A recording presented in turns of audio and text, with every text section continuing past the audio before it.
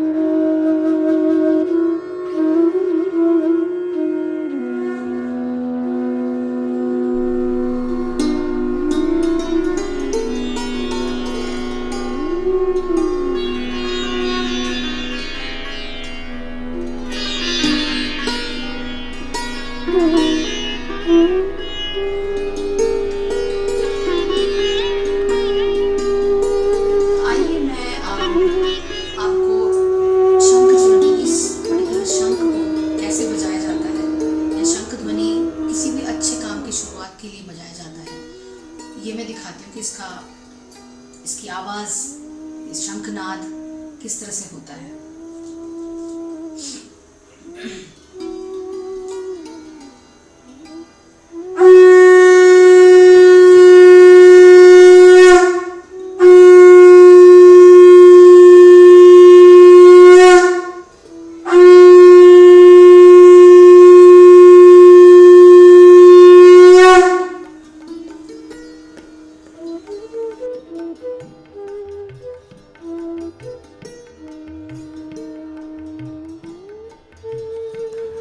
शंखनाद का विवरण इसलिए अति आवश्यक है क्योंकि इसके ज़रिए कुछ चीज़ों का महत्व और कुछ चीज़ों का ज्ञान हमें लगता है। जैसे जब कौरवों ने इस शंख को बजाया तब उसके जो ढोल नगाड़े और बहुत सारी चीज़ें एक साथ बजी तो उसका जो नाद था वो बहुत ही भयंकर था और उसमें आसुरी भाव का सम्मिलित एक गर्जना थी। तो इसको हम इस तरह से देख सकते हैं कि 12 और 13वें श्लोक में भीष्म द्वारा सिंहनाद जब किया गया और शंख नगाड़े ढोल इत्यादि के एक साथ बजने का वर्णन किया गया था, तो आत्मविरोधी तत्व जिन आसुरी वृत्तियों का पोषण और उपयोग करते हैं उन वृत्तियों से प्रभावित अपने अस्तित्व और महत्व का ज्ञापन विस्तार से करना वे अत्यंत आवश्यक समझते हैं, क्योंकि उनको ये बताना होता है कि देखो हम कितने बलशाली हैं। तो ये हमारे अंदर भी इस चीज़ का अक्सर देखने को मिलता है कि हम जब किसी चीज़ को अपने अंदर नहीं मानने की अवस्था में होते हैं तो हम या तो नाराज़गी दिखाते हैं, गुस्सा करते हैं, बहुत तेज़ चिल्लाकर उस चीज़ का विरोध करने की कोशिश करते हैं। तो इससे ये समझ में आता है कि जब भी क्रोध अथवा बहुत तेज़ आवाज़ में बात की जाती है तो वो अक्सर ही आसुरी भाव से संपन्न होती है कि तुमुल आवाज़, बहुत सारी आवाज़, गर्जना सांसारिक प्रभुत्ता और ऐश्वर्य से संपन्न होने में थोड़ी सी भी सफलता प्राप्त होने पर मनुष्य उसकी घोषणा बढ़ा चढ़ाकर करने में उत्साह का अनुभव करता है। तो पांडवों के द्वारा जो शंखनाद किए गए उसमें 5 जो है नाम बहुत इम्पॉर्टेंट हैं। सबसे पहला शंख जो भगवान श्री कृष्ण ने बजाया उसका नाम था पंचजन्य।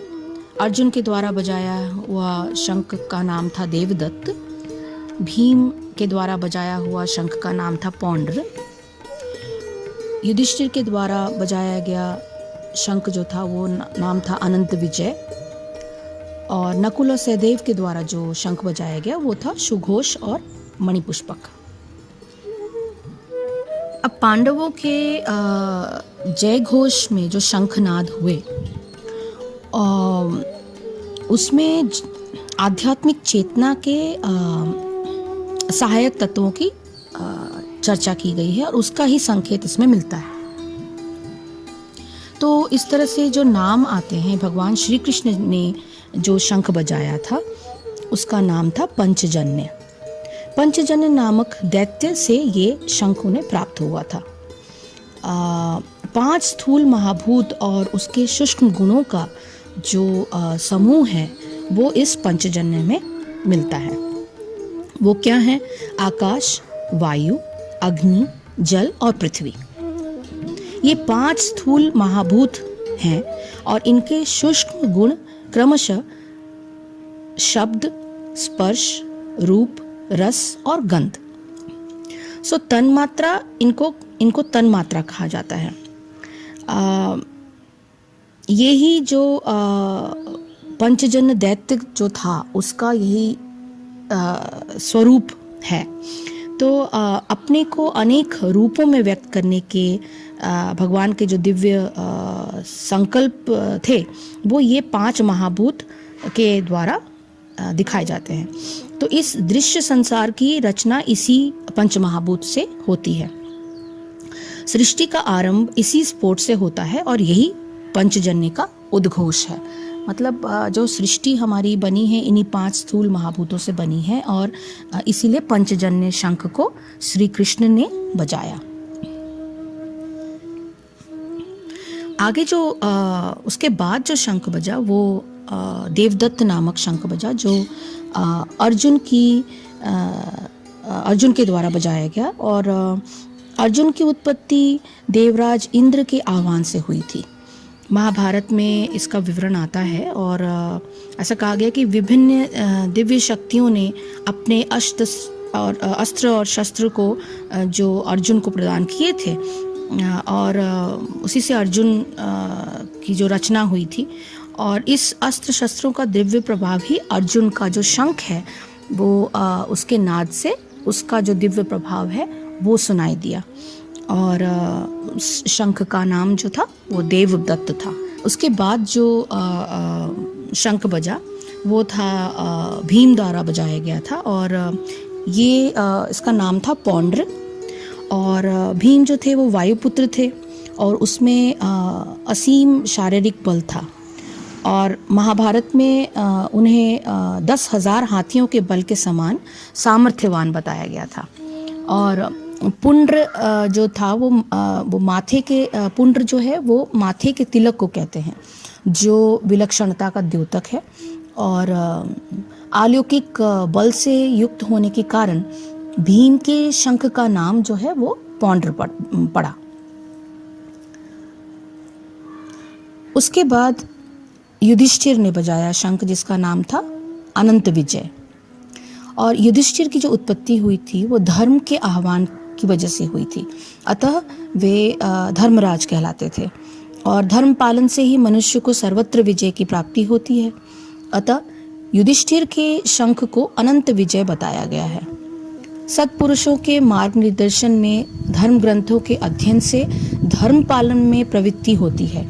उससे चित्त में जो है खुशी, प्रफुल्लता, उत्साह जो है हमेशा बना रहता है, जो जीवन में शांति, सफलता और समृद्धि की प्राप्ति को सहायक होता है। उसके बाद के जो शंख बजे वो थे नकुल और सहदेव के द्वारा बजाए गए शंख, जो सुघोष और मणिपुष्पक नाम से जाने जाते हैं। और नकुल और सहदेव की जो उत्पत्ति हुई थी वो थी अश्विनी कुमारों के आह्वान के द्वारा। अश्विनी कुमार देवताओं के वैद्य थे और प्राण और अपान की गति के नियंत्रण अर्थात प्राणायाम से शरीर के सभी रोगों से मानव मुक्त हो सकता है, इसके लिए इनका आह्वान किया गया था। इसमें किसी अन्य औषधि अथवा उपचार की आवश्यकता नहीं होती है, अतः इस प्रकार किए गए प्राणायाम को दिव्य चिकित्सा समझा जाता है। और इसमें मेरुदंड में स्थित जो हमारे 7 चक्र होते हैं, प्राणायाम के करने से वो 7 चक्र जो है वो खुल जाते हैं और इस सक्रियता को प्रकट करने का जो तरीका है वो उस सुघोष और मणिपुष्पक के शंखनाद के रूप में व्यक्त किया गया है। अर्जुन का जो रथ था वो श्वेत घोड़ों से युक्त बताया गया है और श्वेत रंग पवित्रता का प्रतीक है और घोड़े जो हैं इंद्रियों के द्योतक हैं, मतलब अपनी इंद्रियों को अपने कंट्रोल में लाने के लिए जो योग साधना हमें ज़रूरी है उसके बारे में ये रथ का जो एक्चुअल गुणार्थ है उसका ये मतलब है। और योग साधन में प्रवृत्त जीव जो होते हैं वो अपनी इंद्रियों को हमेशा राग द्वेष के मल से मुक्त करके रखते हैं और इसके लिए इंद्रियों को पवित्र होना और इसी का द्योतक घोड़ों का सफ़ेद होना ये बताया गया है। तो इस प्रकार की इंद्रियों का सांसारिक विषयों में व्यवहार तो होता रहता है, किंतु ऐसी निर्मल इंद्रियों से कर्म करते हुए भी मनुष्य का मन आत्मा के वश में रहता है और ऐसे मन को ही भगवत प्रीति की प्राप्ति होती है। इस प्रकार की इंद्रियां जब सांसारिक कर्मों में प्रवृत्त होते हैं और उनसे किए गए कर्म सर्वथा स्वार्थ रहित होते हैं, ऐसे कर्मों से ही मानव की स्वाभाविक दिव्यता प्रकट होती है।